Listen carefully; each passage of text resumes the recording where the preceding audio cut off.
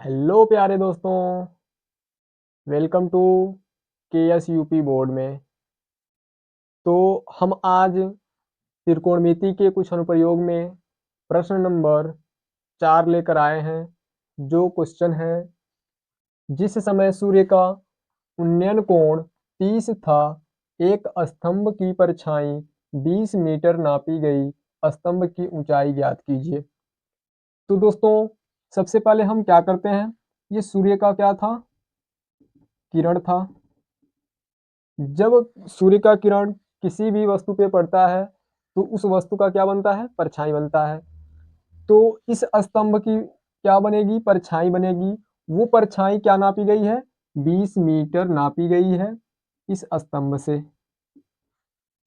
और यहां से बोला गया है इस सूर्य का, यानी कि इस सूर्य से जो परछाई बनी है वो कितनी, इसका कोण कितना है, उन्नयन कोण 30 डिग्री।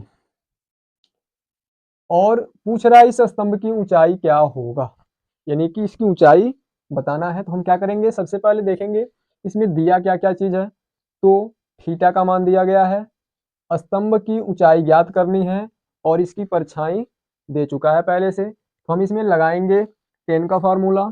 क्यों टेन का लगाएंगे, क्योंकि थीटा बराबर, अब यहां से देखेंगे टेन थीटा बराबर होता है लंब बटे आधार, और इसमें लंब और आधार ही हमको चाहिए। तो लंब और आधार दिया गया है इसमें, तो लिखेंगे टेन थीटा का फार्मूला जो होता है वो होता है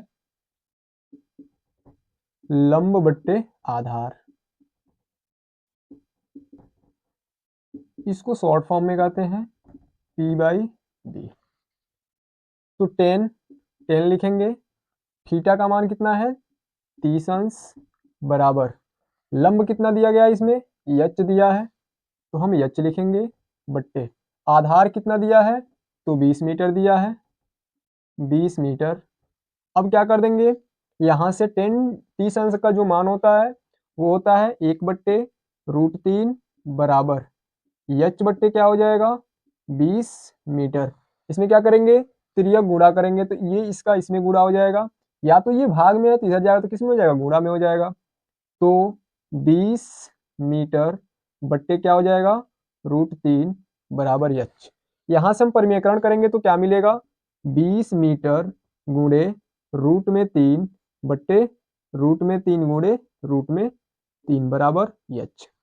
√3 गुणा होगा तो क्या मिल जाएगा, √3 जो रहेगा वो हट जाएगा। जैसे √3 का गुणा जब √3 का ही गुणा करते हैं तो ये क्या हो जाता है, √3 गुणे 3 हो जाता है। और जब भी कभी रूट में जब पेयर बनता है तो वो पेयर क्या हो जाता है, एक संख्या उसमें से या एक अंक बाहर हो जाता है। तो यहाँ भी वही काम होगा। यहाँ से कितना हो जाएगा, 20√3 मीटर बट्टे कितना हो जाएगा 3, और यही हो जाएगा इसका ऊंचाई।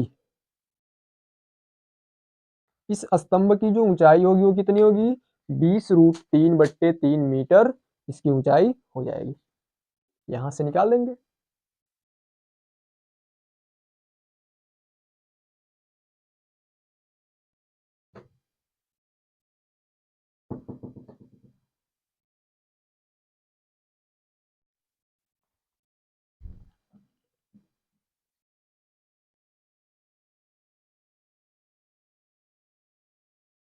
तो दोस्तों, अब हम शुरू करने जा रहे हैं प्रश्न नंबर 5। प्रश्न नंबर 5 क्या कहता है, यदि एक मीनार की छाया उसकी लंबाई की रूट में 3 गुनी है तो सूर्य का उन्नयन कोण ज्ञात कीजिए। तो दोस्तों, हम पहले एक मीनार बनाएंगे। मीनार बनाने के बाद जो इसकी छाया है वो कितनी गुनी है, इसकी लंबाई से इसकी छाया इतनी गुनी, गुनी का मतलब गुणा कर देना, उसकी लंबाई में हम क्या कर दिए हैं, इसका गुणा कर दिए हैं।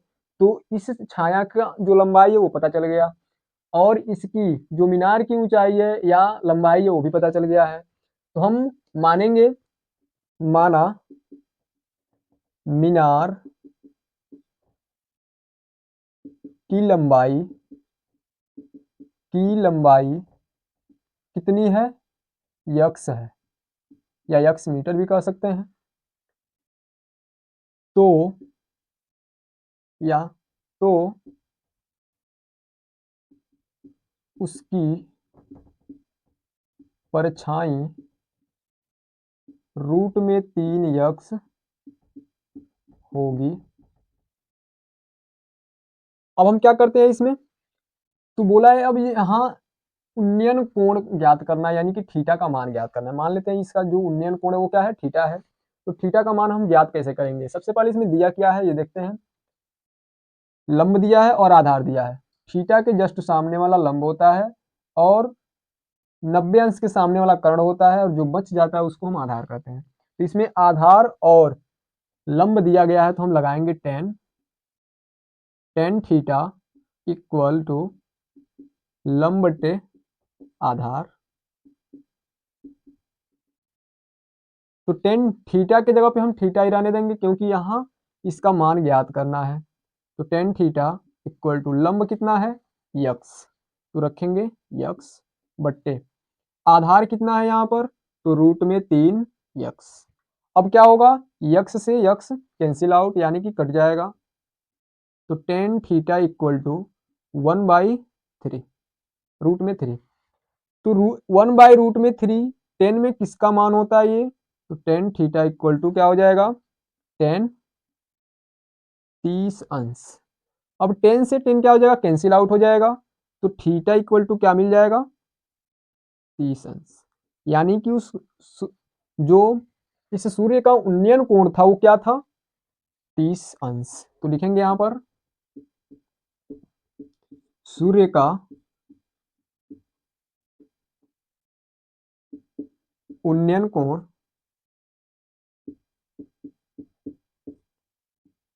30 अंश